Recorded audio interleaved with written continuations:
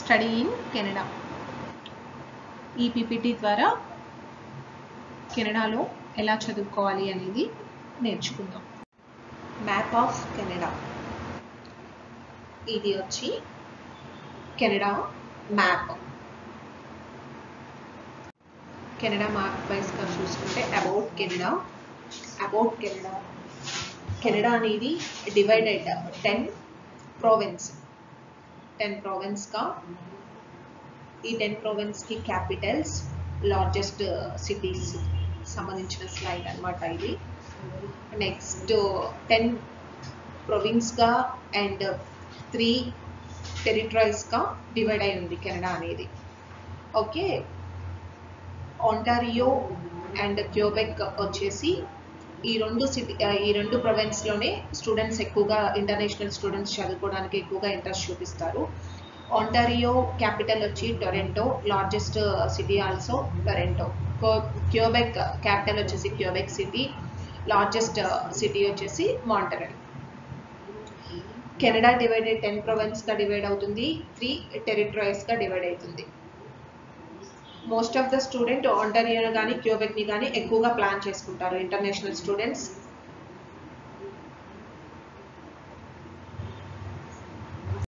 Civilisation in Canada. Canada is the second largest country in the world. వరల్డ్లోనే Canada అనేది second largest country. Area వైజ్గా కెనడాని చూసుకుంటే 99 lakh square kilometers కలిగి ఉంటుంది and less population ఉంటుంది, around 36 million. Land of ఇమిగ్రెంట్స్కి ఒక land మార్క్గా చెప్పుకోవచ్చు. International వైజ్గా స్టూడెంట్ మాస్టర్స్ కంప్లీట్ అయిపోయి పిఆర్ కావాలి అనుకున్నా, కరెక్ట్గా సెటిల్ అవ్వాలి అనుకున్నా కెనడాని చూస్ చేసుకుంటాడు స్టూడెంట్ ఖచ్చితంగా. One of the most industrialized countries in the వరల్డ్లోనే ఎక్కువ ఇండస్ట్రియలైజ్డ్ కంపెనీ, పారిశ్రామికంగా అభివృద్ధి చెందిన కంట్రీ ఏంటి అంటే కెనడా. ఇది ఉత్తర కెనడా వైజ్గా చూసుకుంటే గ్యాస్, ఆయిల్ అన్వేషణకు ఎక్కువ ప్రసిద్ధి చెందుతుంది ఉత్తర కెనడా అనేది. అలానే తూర్పు కెనడా అనేది అగ్రికల్చర్ వైజ్గా, వ్యవసాయం వైజ్గా, ఫారెస్ట్రీ అటవీ వైజ్గా, మృత్యు సంపదకు ఎక్కువగా ప్రసిద్ధి చెందింది తూర్పు కెనడా. ప్రొవిన్సెస్ వచ్చేసి ఒంటారియో అండ్ క్యూబెక్లో ఎక్కువ ఇండస్ట్రీస్ ఉంటాయి కాబట్టి ఈ రెండు ప్రొవిన్సెస్ని ఇండస్ట్రీస్ ఎక్కువ ఉన్న ప్రొవిన్సెస్గా మనం చెప్పుకుంటాం. అలాగే వరల్డ్ లీడర్ అంటే ఏరోస్పేస్కి, ఫార్మాస్యూటికల్స్కి, టెలికమ్యూనికేషన్స్కి అండ్ బయోటెక్నాలజీకి వరల్డ్ లీడర్గా మనం చెప్పుకోవచ్చు. అంటే ఓన్లీ ఇమిగ్రెంట్స్కే కాకుండా వీటి వైజ్గా కూడా వరల్డ్ లీడర్ అన్నమాట కెనడా అనేది. కెనడా కరెన్సీస్ని కెనడా డాలర్స్ అంటాం మనం. ఈ కరెన్సీస్ని ఏమని పిలుస్తాము అంటే కెనడియన్ డాలర్స్ వైజ్గా మనం చెప్పుకుంటాం. ఆల్మోస్ట్ 80% ఆఫ్ ద పాపులేషన్, అంటే కెనడాలో 80% ఆఫ్ ద పాపులేషన్ యుఎస్కి 250 kilometers బోర్డర్లోనే ఎక్కువగా నివసిస్తూ ఉంటారు. Process flow for Canada study visa. Canada student visa process. Canada student వీసాని స్టడీ పర్మిట్ వీసా అంటారు. కెనడాలో student visa process step by step ఇప్పుడు మనం చూద్దాం. ఫస్ట్ వచ్చి selecting a university and a course. Student పర్టికులర్గా ఏదైనా యూనివర్సిటీస్ అనుకుంటున్నా, లేదా స్టూడెంట్కి ప్రొఫైల్కి మ్యాచ్ అయ్యే యూనివర్సిటీస్ ఎలా మ్యాచ్ చేస్తాము అంటే తన అకాడమిక్ పర్సంటేజ్ని, ఇంగ్లీష్ ప్రొఫిషియన్సీ స్కోర్స్ని బేస్ చేసుకొని తనకి యూనివర్సిటీస్ షార్ట్ లిస్ట్ ఇస్తాము. యూనివర్సిటీస్ సెలెక్ట్ చేసుకుంటారు, స్టూడెంట్ కోర్సును కూడా సెలెక్ట్ చేసుకుంటారు. సెకండ్ స్టెప్ వచ్చేసి filling student admission application. Student university select చేసుకున్న తర్వాత స్టూడెంట్ అప్లికేషన్ ఫామ్ని ఫిల్ చేసి యూనివర్సిటీకి సబ్మిట్ చేస్తాం. థర్డ్ స్టెప్ వచ్చేసి receiving offer letter from university. మనం స్టూడెంట్ అప్లికేషన్ ఫామ్ సబ్మిట్ చేసిన తర్వాత, ఆన్లైన్ ప్రాసెస్ చేసిన తర్వాత స్టూడెంట్కి ఆఫర్ లెటర్ కన్ఫర్మేషన్ యూనివర్సిటీ నుంచి వస్తుంది. Third step. ఫోర్త్ స్టెప్ వచ్చేసి రిసీవింగ్ ఆఫర్ లెటర్ కంప్లీట్ అయిపోయిన తర్వాత ఫోర్త్ స్టెప్లో యూనివర్సిటీకి 1 year tuition fee or 1 semester tuition fee student pay చేస్తారు. ఎప్పుడైతే స్టూడెంట్ ట్యూషన్ ఫీ పే చేసిన రిసిప్ట్ని యూనివర్సిటీకి పంపిస్తారో, 5th స్టెప్ ట్యూషన్ ఫీ కట్టినట్లుగా తను పే చేసినట్టుగా రిసిప్ట్ని యూనివర్సిటీకి పంపించినప్పుడు యూనివర్సిటీ దగ్గర నుంచి లెటర్ ఆఫ్ యాక్సెప్టెన్స్ వస్తుంది మనకి. 5th step letter of acceptance మనకి వచ్చిన తర్వాత వీసా ప్రాసెసింగ్కి మనం ప్రిపేర్ అవుతాం. దీనిలో ఫస్ట్ మనం చేయాల్సింది మెడికల్స్ని కంప్లీట్ చేసుకోవాల్సి ఉంటుంది. స్టూడెంట్ మెడికల్స్ని కంప్లీట్ చేసుకోవాల్సి ఉంటుంది. ఈ మెడికల్స్ అనేది మనం JYD పోర్టల్ ద్వారా మనం మెడికల్ టెస్ట్ని మనం అప్లై చేసుకోవచ్చు. డైరెక్ట్గా స్టూడెంట్ మెడికల్ని ఆన్లైన్ ద్వారా అయినా లేదా డైరెక్ట్గా వెళ్ళైనా మెడికల్ టెస్ట్ చేయించుకోవచ్చు. నెక్స్ట్ వీసా ప్రాసెసింగ్కి, వీసా ఫిల్లింగ్కి వస్తాము. 7th step. దీనిలో మనం ఫస్ట్ వీసా ప్రాసెస్ స్టార్ట్ అవ్వగానే STS నాన్ STS అని మనం ముందు క్లియర్గా వచ్చిన తర్వాత STS వైజ్గా వీసా ఫిల్లింగ్ చేయాలి అని అంటే స్టూడెంట్ వచ్చి 1 year ట్యూషన్ ఫీజు పే చేసి ఉండాలి. STS వైజ్గా స్టూడెంట్ వీసా ఫిల్లింగ్ చేయాలి అని అనుకుంటే 1 year ట్యూషన్ ఫీ పే చేయాల్సి ఉంటుంది. 1 year లివింగ్ ఎక్స్పెన్సెస్ చూపించాల్సి ఉంటుంది. IELTS ఓవరాల్ 6.5 రావాల్సి ఉంటుంది. నో బ్యాండ్ లెస్ దెన్ 6 ఉండాల్సి ఉంటుంది. ఇవి 3 కలిగి ఉంటేనే స్టూడెంట్ STS వీసా ఫిల్లింగ్కి అర్హులవుతారు. మొత్తం STS ఫిల్లింగ్ అయినా నాన్ STS ఫిల్లింగ్ అయినా వీసా అప్లికేషన్ మొత్తం ఎండ్ టు ఎండ్ ఆన్లైన్ ప్రాసెసే ఉంటుంది. అంతా ఆన్లైన్ ద్వారానే మనం ప్రాసెస్ చేస్తాము వీసా ఫిల్లింగ్ అనేది. వీసా ఫీ వచ్చేసి మనకి అప్రాక్స్ $150 150 కెనడియన్స్ ఉంటుంది. ఎప్పుడైతే వీసా ఫిల్లింగ్ చేసి మనం సబ్మిషన్ చేసిన తర్వాత బయోమెట్రిక్ లెటర్ అనేది వస్తుంది. బయోమెట్రిక్ లెటర్ ఇది త్రూ మెయిల్ ద్వారానే ఉంటుంది. ఎప్పుడైనా కెనడా అనేది త్రూ ఆన్లైన్ ప్రాసెస్ జరుగుతుంది కాబట్టి మెయిల్ అనేది ఖచ్చితంగా స్టూడెంట్ యాక్సెస్లో ఉండాలి. ఈచ్ అండ్ ఎవ్రీ1 మెయిల్ ద్వారానే మనకి కన్ఫర్మేషన్ వస్తుంది. ఈ IRCC పోర్టల్ ద్వారా మనం STS or non STS visa fill చేయాలి అంటే వీసా అప్లికేషన్ మనం సబ్మిట్ కొట్టారు. ఆ పోర్టల్ ద్వారా వీసా ప్రాసెస్ అనేది మనం చేస్తాం IRCC పోర్టల్ ద్వారా. Next biometric letter confirmation letter అనేది మనకి STS or non STS application submit అయిపోయిన తర్వాత బయోమెట్రిక్ కన్ఫర్మేషన్ లెటర్ అనేది మనం రిసీవ్ చేసుకుంటాం. ఇది త్రూ మెయిల్ ద్వారా చేసుకుంటాం. బయోమెట్రిక్ ఫీజు వచ్చేసి $85 కెనడియన్స్ ఉంటుంది. టోటల్లీ వీసా ఫీ ఒకటి బయోమెట్రిక్ ఫీ టోటల్ వచ్చి అప్రాక్స్ $235 కెనడియన్స్ ఉంటుంది. వీసా అప్రూవల్ కంప్లీట్ అయినా ఇన్ కేస్ వీసా అప్రూవల్ వచ్చినా రిజెక్ట్ అయినా త్రూ మనకి మెయిల్ ద్వారానే వస్తుంది. నెక్స్ట్ బయోమెట్రిక్ లెటర్ కన్ఫర్మేషన్ వచ్చిన తర్వాత next visa processing visa approval అనమాట. వీసా అప్రూవల్ వచ్చినా ఇన్ కేస్ రిజెక్ట్ అయినా త్రూ మెయిల్ ద్వారానే మనకు వస్తుంది. అప్పుడు అప్రూవల్ కనుక మనం స్టూడెంట్ రిసీవ్ చేసుకుంటే మెయిల్ ద్వారా స్టూడెంట్కి వీసా వచ్చినట్టు అప్రూవల్ మెయిల్ వస్తే స్టూడెంట్ యూనివర్సిటీకి మెయిల్ చేయాలి. ఓకే డన్, నేను యాక్సెప్ట్ చేస్తున్నాను, ఈ వీసాని యాక్సెప్ట్ చేస్తున్నాను అన్నట్లు వచ్చిన మెయిల్కి రిప్లై ఇచ్చేసి స్టూడెంట్ రిప్లై ఇవ్వాలి. రిప్లై ఇచ్చిన తర్వాత ఒక పికపింగ్ బాయ్ని అరేంజ్ చేస్తారు. అంటే మన పాస్పోర్ట్ని తీసుకోవడానికి ఒక పికపింగ్ బాయ్ని అరేంజ్ చేస్తారనమాట. మనం త్రూ మెయిల్ ద్వారా వీసా యాక్సెప్టెన్స్ వచ్చిన మెయిల్కి మనం అడ్రస్ అనేది యూనివర్సిటీకి ఏ అడ్రస్ అయితే మనం పెడతామో ఆ అడ్రస్ని, పాస్పోర్ట్లో ఉన్న అడ్రస్ని మనం త్రూ మెయిల్ ద్వారా వాళ్ళకి పంపించినప్పుడు పికపింగ్ బాయ్ వచ్చి మన పాస్పోర్ట్ని కలెక్ట్ చేసుకుంటారు. అతను కలెక్ట్ చేసుకొని వెళ్ళిన తర్వాత అది స్టాంపింగ్ చేసి మళ్ళీ పాస్పోర్ట్ని తీసుకొని పికపింగ్ బాయ్ మళ్ళీ వచ్చి మనకి హ్యాండ్ ఓవర్ చేస్తారనమాట. ఇది process flow for Canada study visa. World వైజ్గా టాప్ 100 యూనివర్సిటీస్లో ఒక 3 యూనివర్సిటీస్ అనేవి కెనడా కలిగి ఉంది. వాటి names university of Toronto, McGill university, university of British Columbia. Apart from the above, there are 10 universities in Canada that appear in the top 300 universities in world rankings. అంటే పైన ఉన్న యూనివర్సిటీసే కాకుండా world వైజ్గా top వైజ్గా ఉన్న 300 యూనివర్సిటీస్లో ఇంకొక 10 యూనివర్సిటీస్ అనేది Canada కలిగి ఉంది అని చెప్పుకోవచ్చు.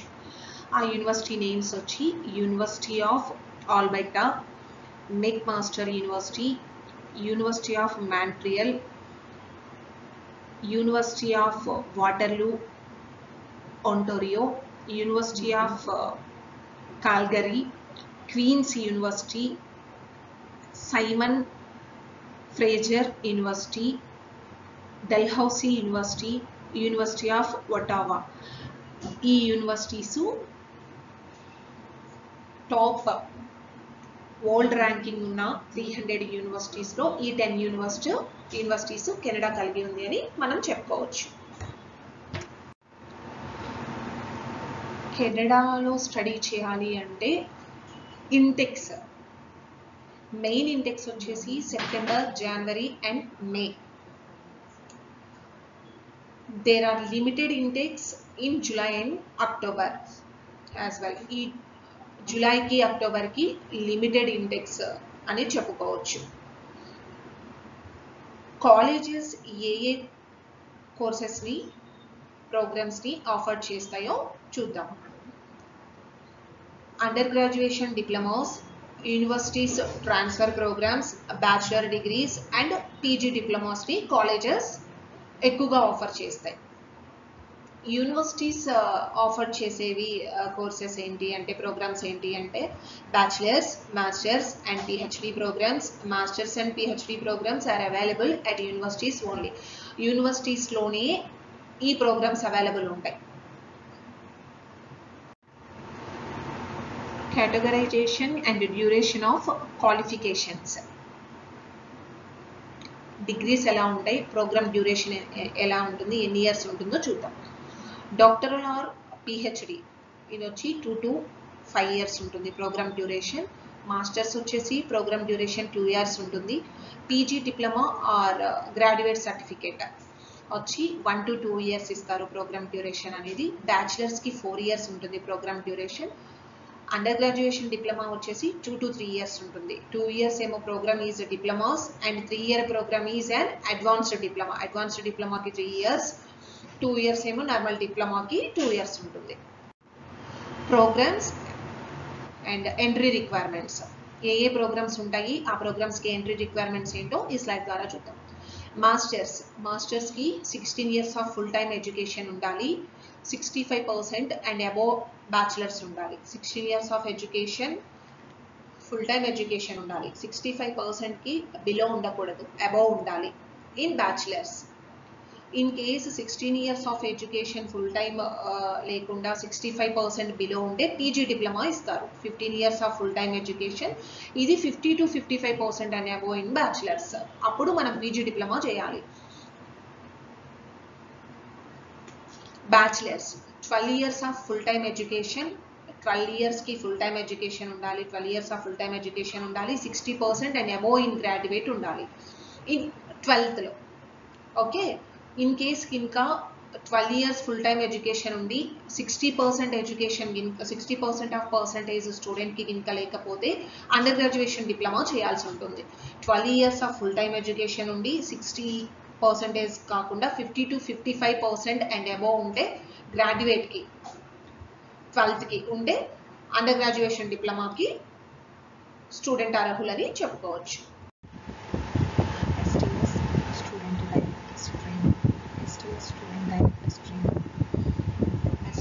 program వెళ్తున్నారా స్టూడెంట్, నాన్ STS program వెళ్తున్నారా, మనం చేసేటప్పుడు STS program ద్వారా స్టూడెంట్ వీసా అప్లై చేస్తే ప్రాసెసింగ్ ప్రోగ్రామ్ రిక్వైర్మెంట్ ఎలా ఉంటుంది, STS program రిక్వైర్మెంట్స్ ఎలా ఉంటుంది స్లైడ్ ద్వారా మనం చూస్తాం. STS ప్రోగ్రామ్ అనేది ఒక కౌన్సిలర్గా మనం ఏం చేస్తామంటే స్టూడెంట్కి STS ప్రోగ్రామ్ ద్వారానే డైరెక్ట్ స్ట్రీమ్ ద్వారానే వెళ్ళమని గైడ్ చేస్తున్నాము స్టూడెంట్కి. ఎందుకు అంటే ఎక్కువ వీసా ఛాన్సెస్ అనేవి ఉంటాయి. STS ప్రోగ్రామ్ ద్వారా స్టూడెంట్ వెళ్ళడం వల్ల తనకి వీసా రేటింగ్ ఎక్కువగా ఉంటుంది కాబట్టి ఎక్కువ ఇదే ప్రిఫర్ చేస్తాం, STS చేయకుండా. మనకి యూనివర్సిటీ ఆర్ కాలేజ్ ఇన్స్టిట్యూట్ ఎక్కడైనా సరే తనకి ముందు అడ్మిషన్ అనేది వచ్చి ఉండాలి. అఫ్ కోర్స్ అడ్మిషన్ వస్తే వీసా ప్రాసెస్ ఇంకే మనం వస్తాం. అడ్మిషన్ వచ్చి ఉండాలి. After that student STS programme అనేది స్టూడెంట్కి ఇంగ్లీష్ ప్రొఫిషియన్సీ స్కోర్స్ అనేది ఐఎల్టీఎస్ అనేది ఓవరాల్ 6.5 ఉండాలి. ఇండివిజువల్ మాడ్యూల్స్ అనేది 6 ఉండాలి. ఓవరాల్గా 6.5 ఖచ్చితంగా స్టూడెంట్ కలిగి ఉండాలి. ఇండివిజువల్ మాడ్యూల్స్ 6 ఉండాలి. టోఫెల్ అనేది న్యూగా వచ్చిన అప్డేట్ అండి. టోఫెల్ కూడా స్టూడెంట్ అప్లై చేసుకొని రాయవచ్చు. ఎస్టీఎస్ ప్రోగ్రామ్ అనేది టోఫెల్ రాసిన స్కోర్ని యాక్సెప్ట్ చేయాలి అని అంటే హోమ్ బేస్డ్ టెస్ట్ ఉంటుంది,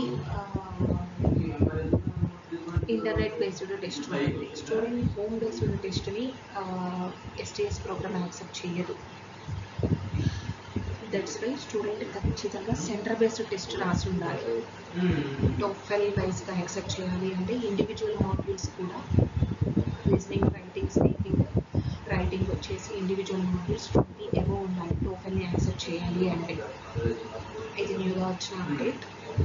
ఆఫ్టర్ దాట్ స్టూడెంట్ వచ్చేసి జిఐసి ద్వారా guaranteed investment certificate means Canadian అక్కడ బ్యాంక్ వైజ్గా జిఐసి ద్వారా $10,000 లివింగ్ ఎక్స్పెన్సెస్ని కవర్ చేసుకోవడం కోసం 1 ఇయర్ లివింగ్ ఎక్స్పెన్సెస్ని కవర్ చేసుకోవడం కోసం స్టూడెంట్ ముందుగానే డిపాజిట్ చేసి ఉండాలి. 10,000 Canadiens graduate investment certificate GIC